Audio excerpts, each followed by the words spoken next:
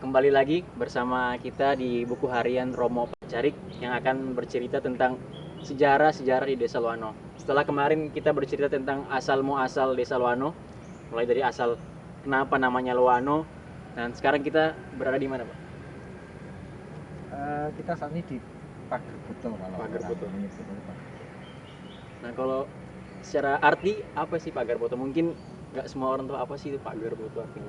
Jadi Pager Buto itu adalah orang awam menyebutnya ini seperti beteng begitu, kemudian tapi tengahnya cuma kebun, makanya menyebutnya dengan Pager Buto. Pager itu pagar, Pagar. Buto itu dari batu bata.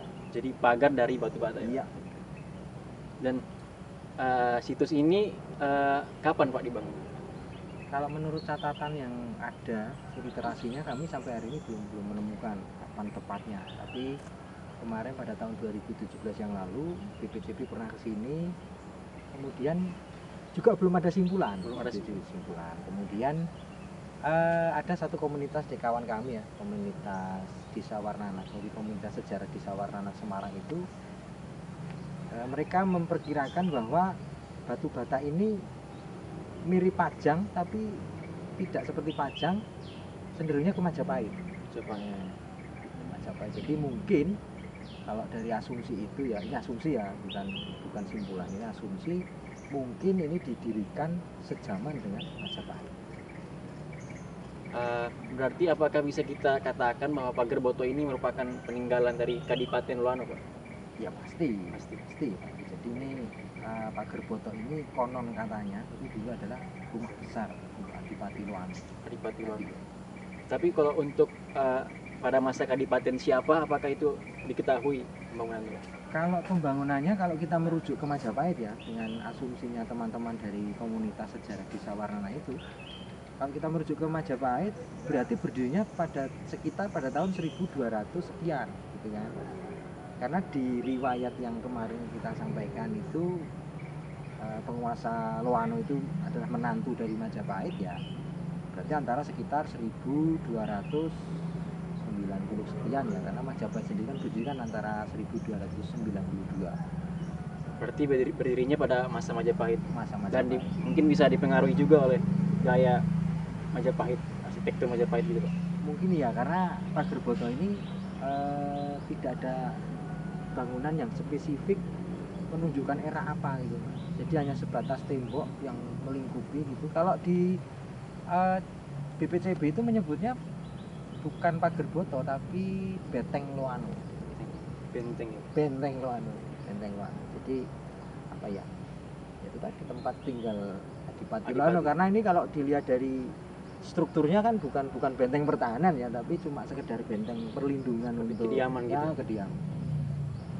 Berarti apakah bagian-bagian dari benteng ini tuh, apakah biasanya kan pada setiap pembangunan benteng tuh ada bagian-bagiannya, Pak?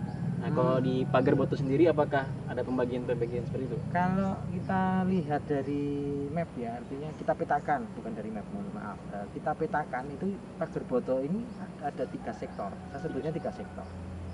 Kemudian dari 3 sektor itu yang paling barat itu adalah sektor yang peruntukannya untuk keputren atau tempat tinggal kerabat perempuan. Kemudian yang di tengah, yang di sisi kiri kita itu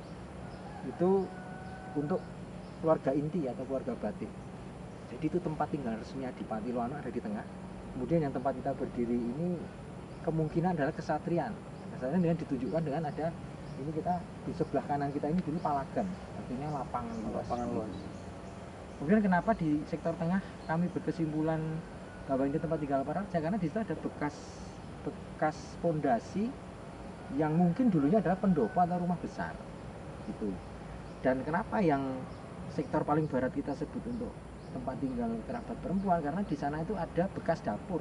Nah, jadi kan yang urusan dengan dapur kan perempuan ya biasanya. Dan satu lagi, satu spesifik yang semakin menguatkan kesimpulan kami adalah sisi barat atau tempat tinggal kerabat perempuan itu pintunya itu hanya satu. Pintunya satu, dan itu posisinya tepat di depan rumah besarnya Adipati. Artinya bahwa dulu kan perempuan itu kalau keluar kan harus sepengetahuan orang tuanya, begitu kan, karena perempuan kan tabu ya, keluar sendirian, nggak seperti perempuan sekarang di mall sendirian gitu kan, terus jadi mau dapet teman kan gitu. Lebih Gitu, bebas ya kalau lebih sekarang. bebas. Kemudian mengapa sini kesatrian ya? Karena sini ada dua pintu. Dua pintu. Yang pertama pintu di depan kediaman Adipati, kemudian yang belakang itu di depan kita itu namanya Butulan. Betulan. Butulan Tengen. Nah, di belakang rumah Adipati itu ada Butulan lagi. Butulan itu pintu keluar. Pintu keluar yang dipergunakan untuk suatu hal, misalnya melarikan diri atau apa kalau ada serangan Darurat. gitu. Darurat gitu. Dan di Pagerboto ini kawasannya ini adalah kawasan budaya Loano. Kemudian di sisi luar tapi sudah bukan dalam beteng lagi, itu ada satu toponimi atau tempat yang menunjukkan sebuah riwayat, itu Kemantren. Kemantren adalah tempat tinggal para mantri. Santren gitu ya. Bukan. Mantri itu pembantu Adipati. Pejabat pembantu Adipati. Itu sekilas untuk sejarah dari Pagerboto itu. Ya mungkin kalau tadi bercerita tentang sejarah dan fungsinya pada masa itu ya Pak. Iya. Nah kalau sekarang Pagerboto itu dijadikan sebagai apa Pak di masa ini? Kalau sementara ya hanya sebatas situs saja untuk BPCB itu. Balai Pelestarian Cagar Budaya Jawa Tengah itu hanya sebatas ini apa? Bekas ya, peninggalan gitu. Tapi ya nanti ke depan mungkin kita ada komunikasi dengan yang berhak, yang berwenang di sini atau yang menguasai di sini, nanti kita jadikan salah satu ikon atau destinasi wisata desa Loano. Karena tentunya tempat seperti ini pasti memiliki potensi wisata ya Pak. Ya pasti, karena ini kan satu rangkaian juga ya dari sejarah Kadipaten Loano itu sendiri. Jadi mungkin di Bagelen atau di Purworejo ini satu-satunya desa yang mempunyai rangkaian sejarah yang begitu panjang dan komplit. Nanti lain waktu kita ngomongin masalah yang saya sebutkan rangkaian tadi, misalnya Pagerboto dulu ada Kadipaten Loano, di mana pusatnya? Oh, ternyata di sini ada bekas keratonnya gitu. Oh, itu kok ada bekas keraton, biasanya di dekat keraton ada masjid kunonya, Masjid Aliman Sunan Geseng. Kemudian biasanya ada pasarnya ternyata ada.